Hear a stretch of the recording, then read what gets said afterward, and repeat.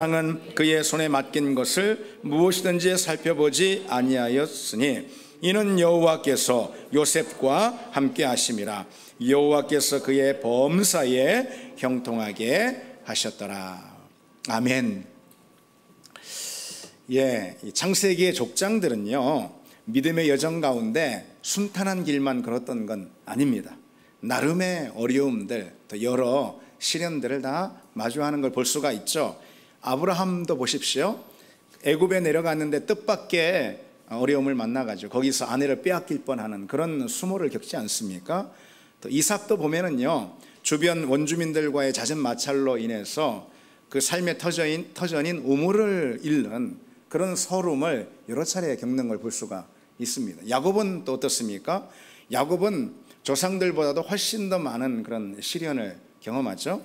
그래서 그의 말년에 그가 자기 인생을 돌아보며 회고하면서 이렇게 말하는 대목이 있습니다. 험악한 세월을 보내었나이다. 험악한 세월을 보내었나이다. 그랬습니다. 물론 지금 우리가 살펴보고 있는 요셉의 삶 역시 마찬가지입니다. 그의 인생 가운데 고통이 마치 파도처럼 계속해서 밀려오고 있습니다. 그런데 이 요셉이 당하는 고난의 경우는 조금 그의 조상들의 고난과는 좀 달라요. 무엇에 있어서 다르냐면은 그 고통의 원인이 좀 다릅니다. 특히 아브라함과 야곱 같은 경우는요, 불순종과 거짓과 실수, 자기들이 범하는 그런 잘못으로 인해서 고난을 자초한 데 반해 요셉은 애매히 고난을 받습니다. 요셉이 받는 고통은 부당한 고통이었습니다. 오늘 본문을 보십시오. 보디발의 아내가 요셉을 유혹하려다가 실패하지 않습니까? 그러자 남편한테 요셉을 강간 미수범으로 무고하고 있습니다. 보디발은 분노했고 즉시 요셉을 잡아서 옥에 쳐넣습니다. 그러나 이 대목을 보면은 조금 고개가 갸우뚱해지는 그런 대목입니다. 왜냐하면요, 고대 사회에서 노예가 이런 정도의 범죄를 저질렀다면은 그거는 옥살이가 아니라 즉각적인 처형이 당연한 것이기 때문이죠. 그래서 이 보디발의 입장에서 보자면은 이럴 수 있는 건 충분히 이 종놈이 말이지, 내가 요사이 조금 잘 봐줬다고 좀 대접해줬다고 감히 내 아내를 겁탈하려고 뭐 이렇게 하면서 노발대발 그러면서 그 현장에서 때려서 죽여도 누가 뭐라 할 사람이 아무도 없죠. 그런데 보디발이 그렇게 처형하는 것이 아니라 투옥을 시키는 것, 이건 뭔 까닭 때문에 이랬을까요? 분명 아마 그랬을 것입니다. 이 보디발은 요셉을 너무 잘 알잖아요. 요셉이 절대로 그럴 리가 없었을 거다, 이렇게 안 거죠. 그리고 오히려 평소 자기 아내의 행실로 보아서 그 아내의 말을 의심했을 수가 있습니다. 더욱이 오늘 본문을 보면은요, 당신의 종이 내게 이같이 행하였다 하는 말을 듣고 심히 노한지라, 보디발이 심히 노한지라 그랬는데, 이 대목만으로는 보디발이 누구한테 화를 냈는지 정확히 우리가 알 수가 없습니다. 성경은 이 보디발의 분노의 대상에 대해서 분명하게 기록하고 있지가 않습니다. 보디발은 아마도 그런 것 같아요. 그 상황 자체로 인해서 화가 났던 것 같아요. 그 상황 자체가 자기 명예를 실추시키는 것이고, 그리고 자기 체면을 깎는 그런 일이기 때문에 상황 자체로 화가 났던 겁니다. 만약 보디발이 그래, 사건의 진실이 뭔지 알아야 되겠어 하면서 요셉을 추궁하고 그리고 또 그의 아내를 추궁한다면은 그거는 결국은 뭐가 어찌됐든 부끄러움을 자초하는 그런 일이 되고 맙니다. 그래서 그냥 덮고 안전한 길을 택하는 거죠. 다시 말해서 요셉을 희생양으로 삼습니다. 이게 다 당시 귀족들의 행태였습니다. 보디발은 자기를 위해서 지금까지 그렇게도 충성스럽게 헌신했던 그 요셉을 이처럼 억울하게 처리해버리고 맙니다. 요셉은 감히 진실을 말하면서 자기를 변호할 엄두도 내지 못하는 거죠. 왜냐하면은 그렇게 하는 것 자체가 주인의 위신을 떨어뜨리는 것이고, 더욱이 더 위험스러운 것은 주인의 아내가 죽을 수도 있을지 모르기 때문에 그렇습니다. 그래서 요셉은 뭐 한마디도 못하고 옥살이를 하는데 왕의 죄수를 가둬두는 그런 옥에 갇힙니다. 노예의 신분이기에 뭐 어떤 조사도 또 재판도 없이 그냥 즉결로 옥에 갇히고 맙니다. 더욱이 그 형량이 얼마인지도 몰라요. 재판이 없기 때문에. 그러니 여러분, 요셉의 입장에서 생각해 보십시오. 야, 이거 내 인생 이대로 이렇게 끝나는 거 아닌가? 이런 불안과 염려가 얼마나 많이 있었겠어요. 요셉은 발이 착고에 차이고 또 몸이 쇠사슬에 묶여서 옥에 던져진 채로 그가 나중에 간수장에게 신임을 받을 그때까지 적어도 수개월 동안은 그 깊은 고통의 자리 가운데 그가 처해 있었습니다. 시편에 보면은요, 요셉의 상황에 대해서 뭐 이렇게 표현하는 대목이 있습니다. 요셉이 그의 발이 족쇄에 상했다 그랬습니다. 근데 여러분, 어디 상한 게 그의 발뿐이겠습니까? 그의 마음도 영혼도 그 울분과 그리고 또 억울함, 서러움에 얼마나 많이 상했을까 하는 그런 생각을 해봅니다. 그런데 오늘 본문을 보십시오.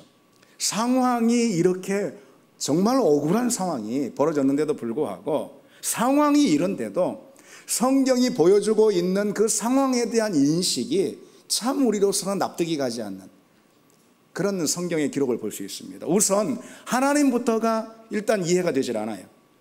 하나님에 대해서 오늘 뭐라고 기록하고 있습니까? 여호와께서 그에게 인자를 더하사 간수장에게 은혜를 받게 하심에 여호와께서 그를 범사에 형통하게 하셨더라, 이렇게 기록하고 있습니다. 옥중에 인자를 더하셨다 이거죠. 그래서 범사를 형통하게 하셨다. 근데 이게 뭐 그게 잘 납득이 가는 그런 대목이 아니죠. 특별히 여기 인자를 더하다라고 해서, 이 인자라는 것은요, 구약 성경에서 하나님의 사랑을 표현하는 아주 중요한 그런 표현으로, 이게 어떤 뜻이 있냐면은 충실하신 사랑, loyal love, 충실하신 사랑, 혹은 아주 성실하신 호의, 이런 걸 의미합니다. 그리고 그 인자를 더하사 그랬잖아요. 이 더하다라는 것은 그 인자를 더욱 펼쳐주셨다, 더 많이 펼쳐주셨다, 이런 뜻이죠. 이 말씀은 사실 우리 마음을 불편하고 그리고 또 거슬리게 할 수가 있지 않습니까? 아니, 억울하게 지금 옥살이 하고 있는데 그 안에서 간수장의 눈에 들게 하시고 그리고 또 범사를 형통하게 하셨다. 그러니까 이것이 우리 쉽게 이해되지 않습니다. 또 오늘 본문을 보면은요, 하나님도 이해가 되지 않을 뿐만 아니라 상황이 이렇게 억울한 상황임에도 불구하고 그에 대한 요셉의 태도도 참으로 납득하기가 어렵습니다. 간수장이 옥중 죄수를 다 요셉의 손에 맡김으로 그 재반 사물을 요셉이 처리하고 간수장은 그 손에 맡긴 것은 무엇이든지 살펴보지 않았다 그랬죠. 아니, 지금 요셉이 뭐 하고 있습니까? 요셉이 지금 이럴 때입니까? 요셉은 지금 생각도 없는 친구입니까? 그는 억울하지 않단 말입니까? 하나님 앞에 정말 할 말이 없는 걸까요? 마치 무슨 태어난 듯 옥중 생활에 집중, 전념하고 있지 않습니까? 지금 제코가 석자인데 무슨 뭐 간수장을 도와가지고 옥중의 재반 사물을 다 도맡아 하고 있습니까? 이해가 되지 않는 대목이죠. 또 오늘 본문을 보시면은요, 상황이 이런데도 간수장마저도 좀 이해가 되지 않습니다. 간수장 입장에서요, 요셉은 어떤 사람이에요? 강간 미수범, 그것도 친위대장의 아내에 대한 혐의로 옥에 갇힌 그런 중범죄자잖아요. 그런데 그에게, 이 요셉에게 옥의 재반 사물을 나중에 다 맡기는 걸 볼 수가 있죠. 이 간수장의 상관이 누구냐? 바로 이 친위대장 보디발입니다. 이곳은 왕의 미결수를 잠시 가둬두는 그런 곳이기 때문에 친위대장의 관할 하에 있는 거지요. 그런데도 간수장은 지금 요셉에게 옥중의 모든 일들을 다 맡긴 다음에는 뒤도 돌아보지 않았다. 여러분, 어떻게 이럴 수가 있을까요? 혹시 친위대장이 알기라도 하면 가만둘 일은 아니잖아요.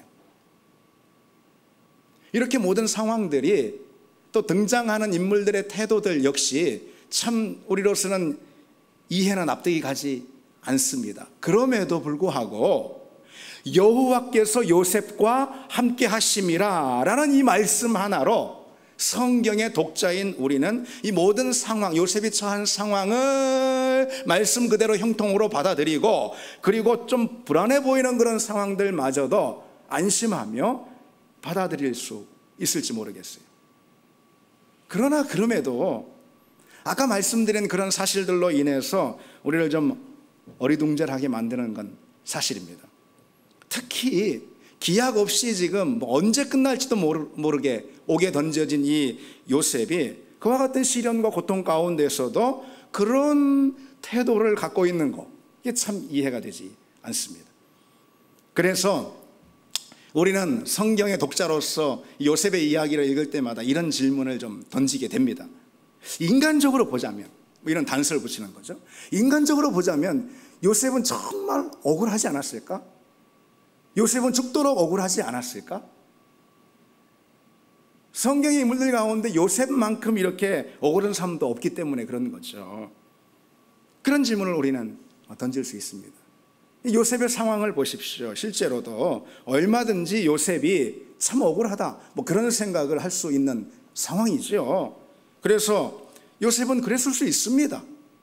상상해 보자면은 정말로 못된 짓은 그렇게 혼자서 다 해놓고 말이지, 나를 거짓으로 참소한 그 여주인에 대한 이 분노, 이 적개심, 그 여주인이 얼마나 경멸스러웠겠습니까? 그러다가 그 원망이 다시 주인에게로 향할 수가 있죠. 그렇게 충성을 다해서 이만희 주인의 가정을 이렇게 든든히 잘 세워놨건만, 그걸 이런 수치와 모욕, 그리고 또 이런 고통으로 나한테 되갚다니, 세상에 이런 일이 있을 수 있나? 그런 거죠. 그리고 그러다가 그런 원망이 어디로 향하겠습니까? 형들에게로 그 원망의 불똥이 튈 수가 있겠죠. 다 이런 게 형들이 나를 애굽의 종으로 팔은 그 결과로 일어난 일이야, 그렇게 말이죠. 그러다가 결과적으로 그 원망의 화살이 하나님께로 향할 수 있습니다. 하나님, 내가 이런 형편에서도 그래도 내가 선하게 살려고 했는데 하나님은 내가 착하게 사는 게 싫으세요? 그런 마음마저 들 수가 있는 거죠. 아예 하나님은 내가 좀 탈없이 사는 게 그렇게 못마땅하세요? 그런 억울한 심정까지 좀 들 수가 있겠죠. 여러분, 요셉이 충분히 그럴 수 있는 거 아닐까요? 우리가 본문의 사건을 접하면서 갖게 되는 생각은, 요셉은 지금 분명 억울한 일을 당했고, 그러니까 마땅히 그 억울함을 호소해야 하는 게 맞고, 그리고 더 중요한 건 하나님은 그 억울함에 응답하셔야 할 책임이 있다, 이런 생각으로 요셉의 이야기를 우리가 읽습니다. 성경이 요셉의 감정, 다시 말해서 억울한 감정에 대해서 사실 한 구절도 언급하고 있는 곳이 없음에도 불구하고 우리는 요셉의 억울한 감정을 내게 이입하면서 그 감정에 적극 공감하려 합니다. 여러분, 그 이유가 무엇일까요? 무엇이겠습니까? 무엇보다도요, 억울한 감정처럼 우리가 자주 갖게 되는, 품게 되는 그런 감정이 없기 때문에 그렇습니다. 그래서 억울한 감정은 우리 안에 있는, 우리 내면 가운데 있는 가장 일상적이고 보편적인 그런 감정입니다. 그래서 억울한 감정이라는 것은 조금만 그럴 법한 상황만 보이더라도 즉각적으로 그 상황에서 반응하는, 발동하는 그런 우리 안에 있는 감정입니다. 요셉처럼 누명을 쓰고 부당하게 옥에 갇히는 이런 참 끔찍한 사건, 이런 것만이 우리에게 억울함을 주는 건 아닙니다. 하다못해 아빠가 아주 게임에 열중하고 있는 자녀들의 게임을 중단시켰을 때도 자녀들이 느끼는 감정, 그게 억울한 감정입니다. 그래서 우리 집 큰애는 컴퓨터를 끄면서 동생은 게임 2시간 했는데 난 1시간밖에 못했다고 늘상 억울합니다. 세상 그렇게 억울한 일도 없는 거죠.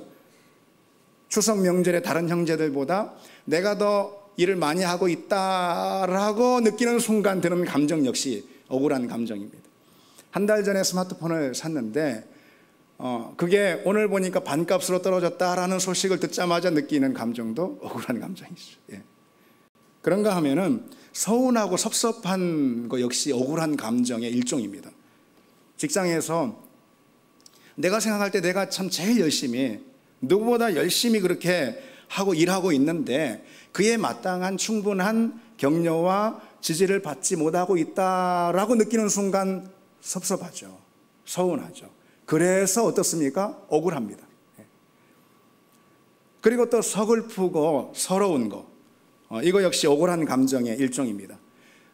특히 때로 우리가 흙수저임을 느끼고 그런 때가 있다면 좀 서럽습니다. 그래서 또 어떻습니까? 서러워서 억울한 거죠. 우리 마음에 차지하고 있는 감정 가운데 이 억울함의 감정이 가장 크고 보편적일 수 있다는 이야기를 하는 겁니다. 억울함이 그래서 사회적 병리 현상이 되고 있다라고 지적하는 그런 사회학자들도 있습니다. 심지어 우리는 하나님에 대해서도 억울한 감정을 가질 수가 있습니다. 하나님이 매사에 불공평하시다. 하나님이 늘 나한텐 차별하신다. 그렇게 여기는 때가 있다라는 거죠.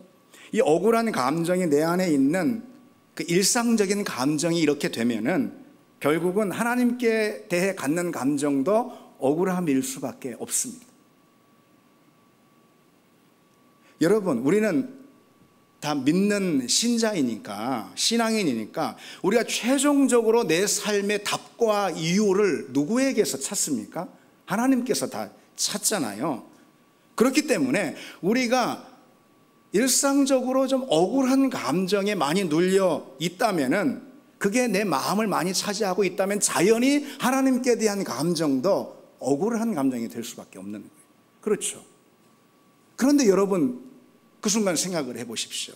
이 억울함이라는 것은 어떤 감정이냐면은 부당함에 대해 갖는 감정이죠. 부당함에 대한 감정. 그렇다면은 하나님도 공정하지 않으시다 라는 것을 내가 느끼고 있다라는 거죠. 그렇죠.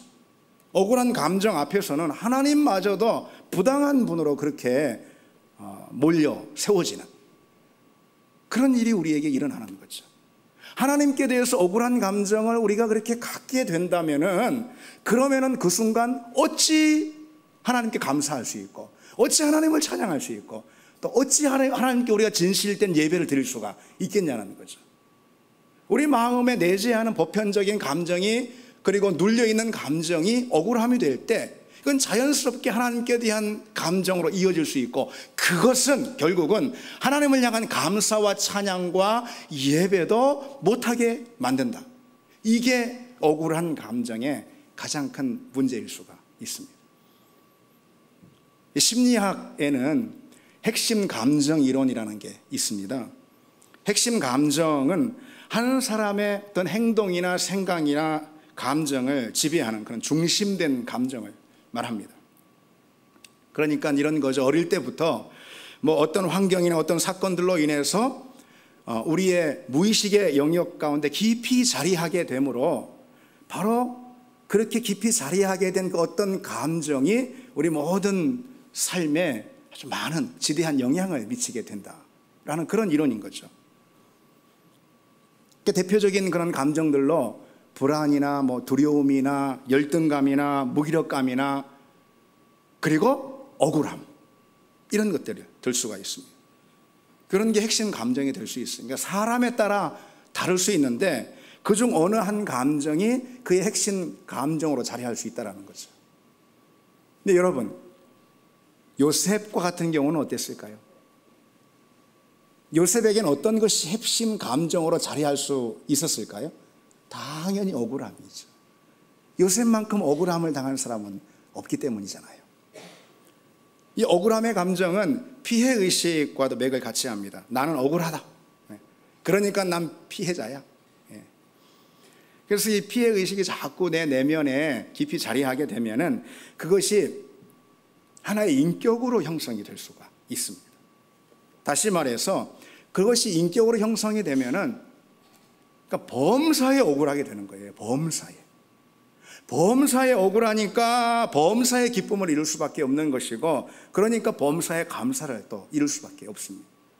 또 범사에 억울하니까, 그러니까 지나치게 자기 방어적인 태도를 가질 수밖에 없고, 다른 사람을 잘 믿지 못합니다. 친구든 동료든 믿지 못해요. 그래서 홀로 억울한 피해자가 되어버린 그 자기 내면에 갇혀버리는, 그래서 그 삶이 서서히 병되는 그런 문제가 생기는 거죠.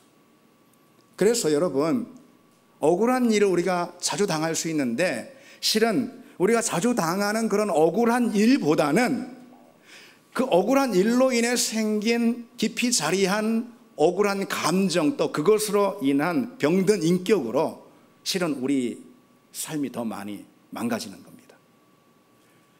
따라서 여러분, 우리는 억울한 감정을 좀 다스릴 줄 알아야 합니다. 그리스도인이라면 마땅히 그래야 할 줄 알아야 합니다. 그리고 그것은요, 왜 그러냐면 단순히 감정이나 태도의 문제가 아니고 믿음의 문제일 수 있기 때문에 그렇습니다. 억울하다고 또 부당하다고 느껴지는 일이 여러분 한두 가지겠습니까? 지난주도 많이 있었잖아요, 여러분. 한두 가지겠습니까? 그러나 믿음은 그 억울하고 부당한 현실에 대해서 내가 어떻게 반응하는가로 우리 믿음이 분명하게 드러난다. 여러분, 이것을 꼭 기억하시기 바랍니다. 우리 믿음은 다른 어떤 자리보다 내가 억울하고 부당한 일을 당했을 때 그때 내가 어떻게 무엇으로 반응하느냐를 통해서 우리 믿음은 가장 잘 드러난다. 이걸 기억하라는 것이죠. 베드로전서 2장에 애매히 고난을 받아도 하나님을 생각함으로 슬픔을 참으면 이는 아름답고 오직 선을 행함으로 고난을 받고 참으면 이는 하나님 앞에 아름답다라고 말씀하고 있어요.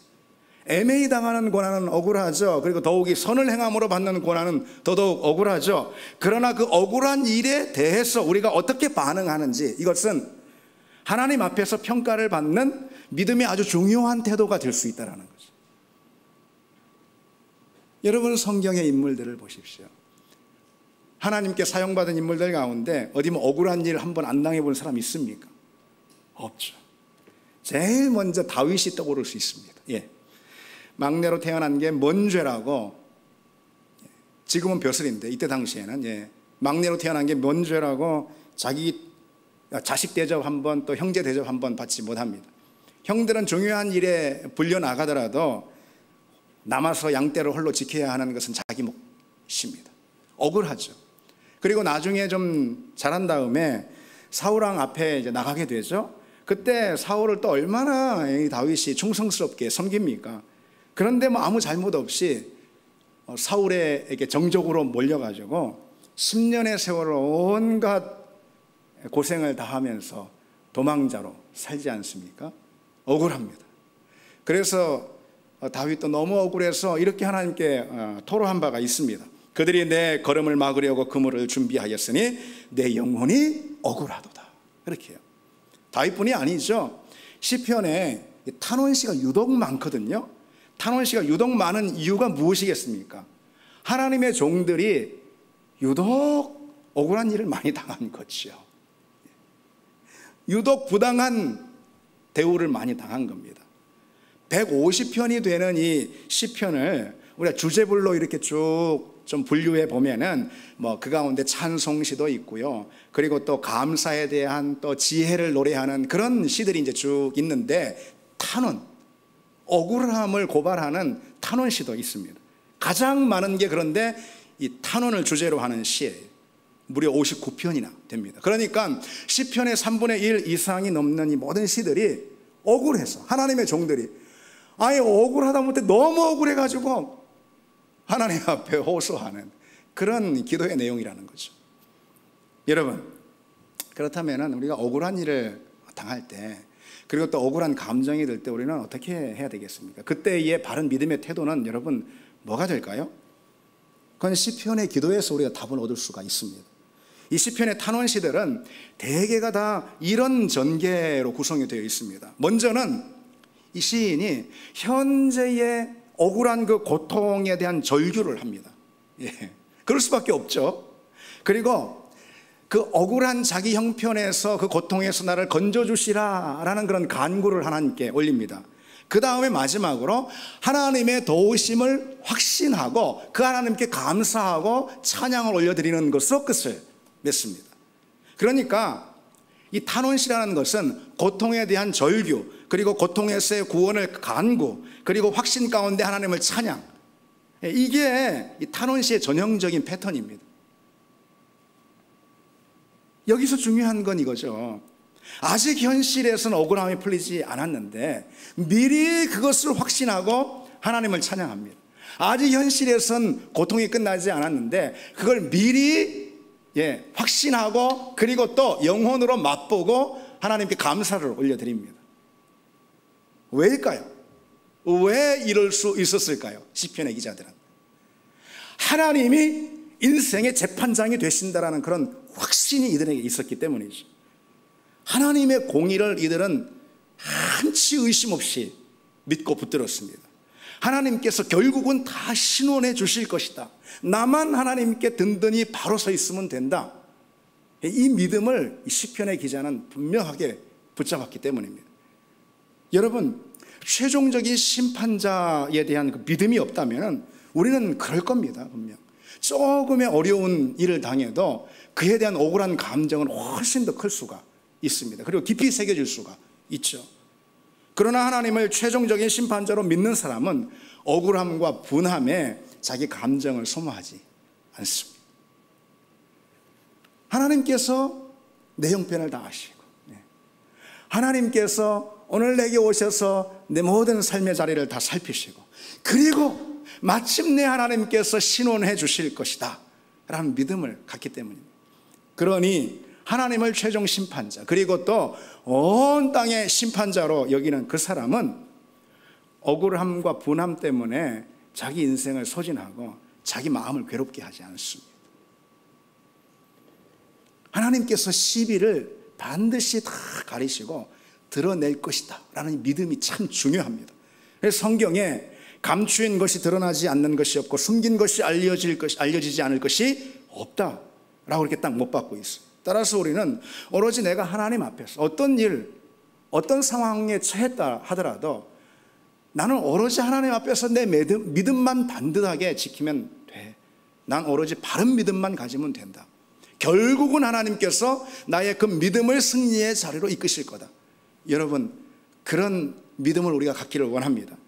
베드로전서에 또 이렇게 말씀하죠. 그러므로 하나님의 능하신 손 아래에서 겸손하라. 때가 되면 너희를 높이시리라. 아멘이죠.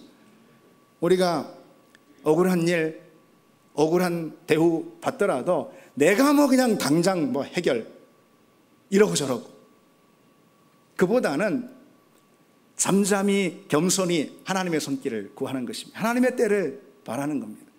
때가 되면 하나님이 우리를 높이실 줄 믿습니다. 특별히 우리는 억울한 일을 당할 때 무엇보다도 주님의 십자가를 바라봐야 합니다. 이게 가장 중요합니다. 주님은 누구이신가요? 주님은 부당한 공권력의 억울한 피해자가 되신 분이 아닙니까? 그뿐 아니라 사랑을 그렇게도 주었던 그 제자한테 배신을 당했고요. 그리고 다른 모든 제자들은 다 주님을 버리고 떠났잖아요.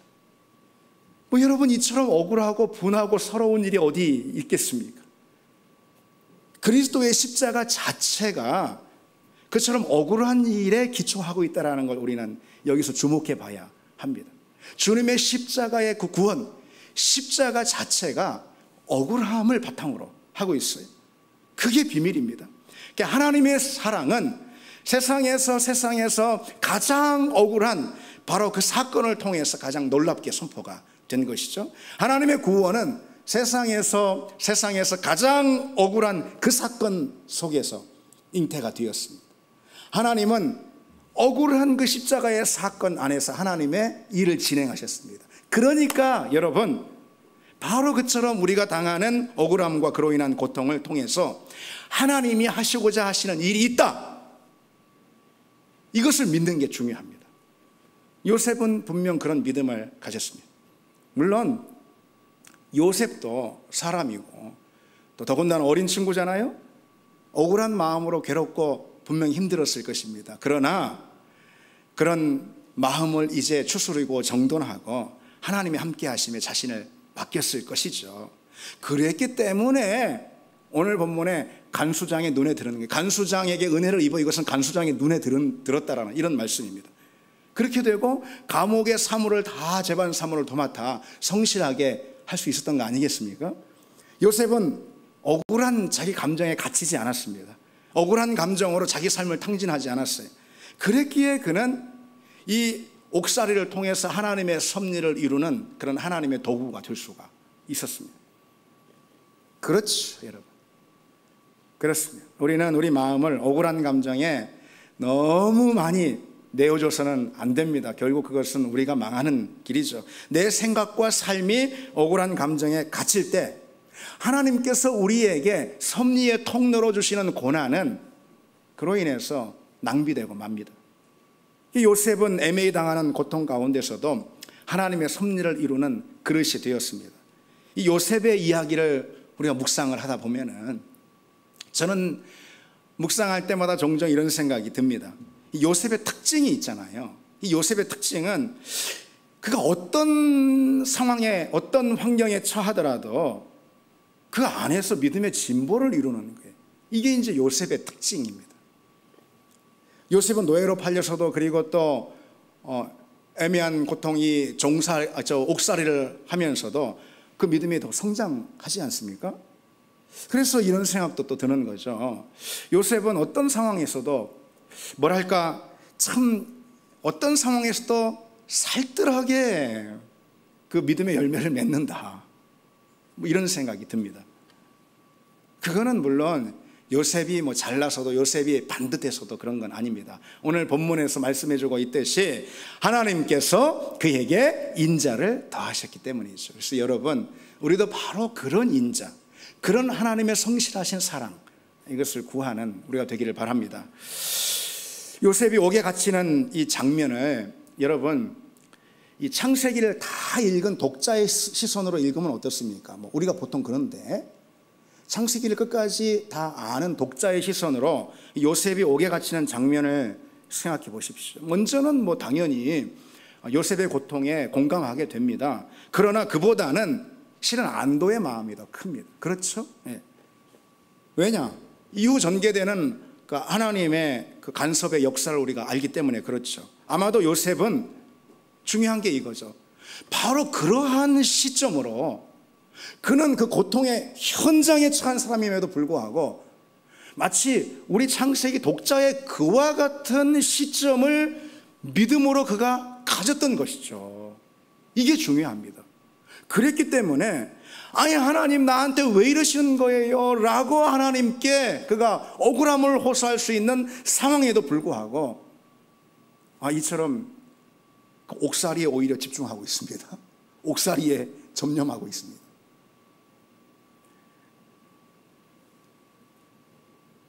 요셉은 옥살이를 통해서 하나님께서 그에게 주시고자 하시는 교훈을 그가 다 받아들이고 있는 것이죠. 그러니까 여러분, 우리가 고난을 통해서만 배우게 되는 그런 교훈이 꼭 있다라는 걸 알아야 합니다. 그런데 그것을 위해서 사용되는 고통인데도 불구하고 그 안에서 우리가 어떤 교훈도 어떤 영적인 진보도 이루지 못했다면 그것은 고통을 낭비하게 되는 것이고 그처럼 안타까운 것은 없는 거죠. 그래서 여러분 기억하시기 바랍니다. 요셉을 사랑하신 하나님에게 요셉에게 그와 같은 고통을 허용하셨듯이 하나님 우리를 사랑하시고 우리를 사용하시길 원한다면 우리에게도 이런 부당한 고통이 있을 수 있습니다. 그래서 우리는 기억해야 합니다. 고난 중에서만 만날 수 있는 하나님의 성품이 있다. 고난 중에서만 경험할 수 있는 하나님의 손길이 있다는 거죠. 고난 중에서만 누릴 수 있는, 맛볼 수 있는 그런 하나님의 응답과 하나님의 놀라운 능력이 반드시 있습니다. 그러기에 우리는 때로 우리에게 닥치는 고난의 기간들을 낭비하지 말아야 합니다. 시편 기자는 고난당한 것이 내게 유익이라 이로 말미암아 내가 주의 율례들을 배우게 되었다라고 고백합니다. 일상에서는 결코 이해할 수 없었던 그런 하나님의 말씀인데 웬걸 고난에 처하자 그 말씀의 비밀, 그 말씀의 신비가 분명히 깨닫게 되는 거죠. 평안할 때는 결코 발견할 수 없었던 말씀의 비밀이 고통 가운데 밝히 드러났다라는 거죠. 또 여러분, 우리는 평범할 때 일상에서는 이룰 수 없는 그런 영적인 성장을 마치 크게 점프하듯이 고난 중에서 이룰 수가 있습니다. 시편 105편 아까도 말씀드렸듯이 요셉에 대한 언급이 있다고 그랬죠. 요셉에 대해서 이렇게 기록하고 있습니다. 그의 발은 착고를 차고 그의 몸은 쇠사슬에 매였으니 곧 여호와의 말씀이 응할 때까지라 그의 말씀이 그를 단련하셨도다 그랬습니다. 고난 중에 요셉은 말씀의 단련을 받아서 그로 인해 성장을 했습니다. 그래서 그가 하나님 손에 들려서 정말 놀랍게 쓰임을 받죠. 그래서니까 이 어느 기독교 영성가는 고난에 대해서 이렇게 말하고 있습니다. 인생의 밤을 통과할 때 믿음의 길을 잃을 염려는 하지 않아도 좋습니다. 이보다 안전한 길은 없기 때문입니다. 맞습니다. 인생의 밤, 고난을 통과할 때 우리가 믿음의 길을 잃을 염려는 할 필요가 없습니다. 그보다 안전한 길은 없기 때문이라는 거죠. 그렇죠, 여러분. 우리 인생이 잘 나가고 평안하고 안전할 때는 그때는 오히려 우리 믿음이 길을 잃을 경우가 더 있습니다. 더 위험합니다. 하나님의 뜻을 우리가 그런 때는 자주 버리고요, 말씀에 불순종하고 영적으로 후퇴하고요, 게으르고 해이해지고 세상의 가치들이 침투할 그런 가능성들이 다 그런 때 있는 거 아니겠습니까? 그러나 고통 가운데 있을 때 우리는 분명 하나님께 집중하게 됩니다.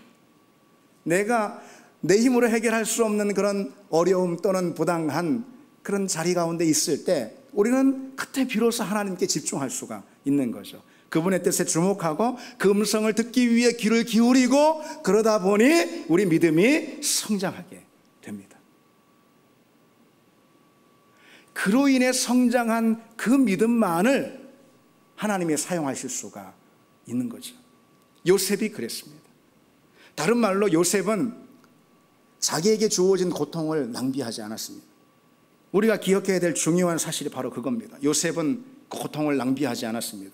그러면은 여러분, 고통을 낭비하지 않기 위해서 우리가 가져야 할 태도가 무엇이겠습니까?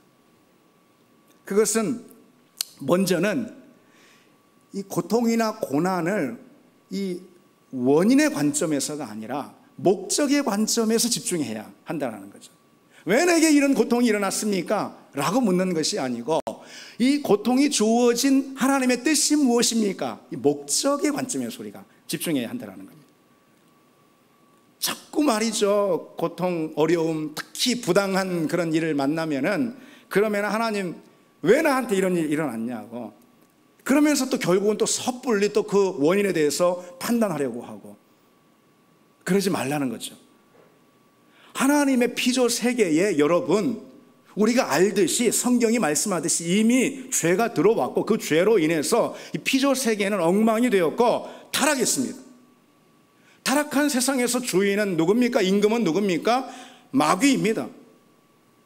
그러한 마귀가 다스리는 세상 가운데 악과 고통이라는 것은 어찌 보면은 이거는 당연한 거 아니겠어요?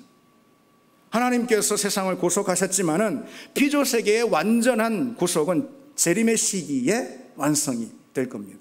우리는 누구냐? 우리는 그때를 간절히 소원하고 현재의 고통을 견뎌내도록 부르심을 받은 그런 사람들이라는 거죠. 그러기에 사탄이 활동하는 타락한 세상에서는 그 누구도 이유 여하를 막론하고 고통의 습격을 받을 수가 있습니다. 따라서 우리는 이 고통이 왜 우리에게 일어났나요? 라고 묻기보다는 이 고통에는 어떤 목적과 뜻이 있습니까? 라고 물어야 합니다. 하나님의 자녀인 우리에게 만약 무엇이든지 허용이 되었다면, 우리가 하나님의 자녀일진데 뭐든지 허용이 됐다면 그건 분명 어떤 뜻과 목적이 있음이 틀림없습니다. 여러분, 그렇지 않겠어요?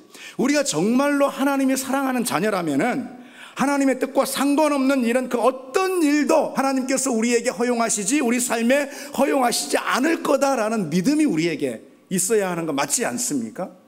그렇죠. 고통이나 실패와 같은 이런 불행한 일이라면 더더욱이나 그럴 수 있는 거죠. 하나님이 당신이 정말로 사랑하시는 그런 자녀인 우리에게 다른 것도 아닌 고통을, 더군다나 부당한 고통을 허용하실 때는 분명 그것을 통해서 이루시려는 그 목적이라는 것이 훨씬 더 크고 중요할 수 있다는 걸 우리는 그때 기억해야 합니다.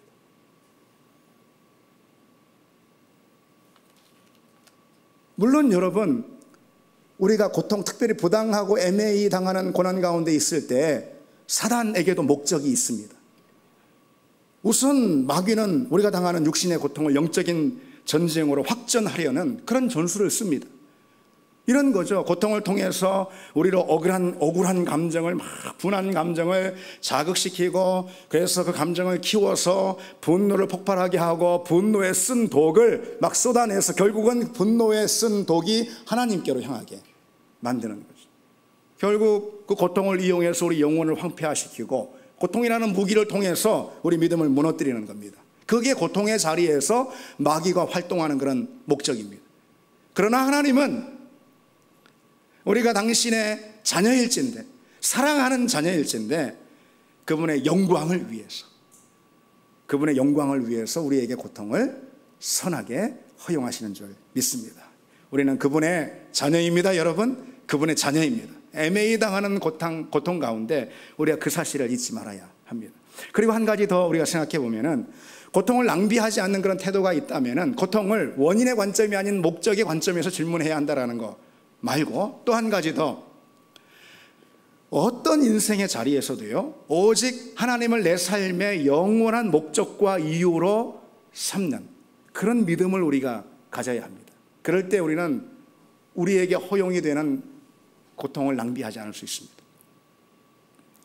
그 의미 치료, 로고테라피라고요, 그로 유명한 빅터 프랭클 박사, 의사가 있습니다.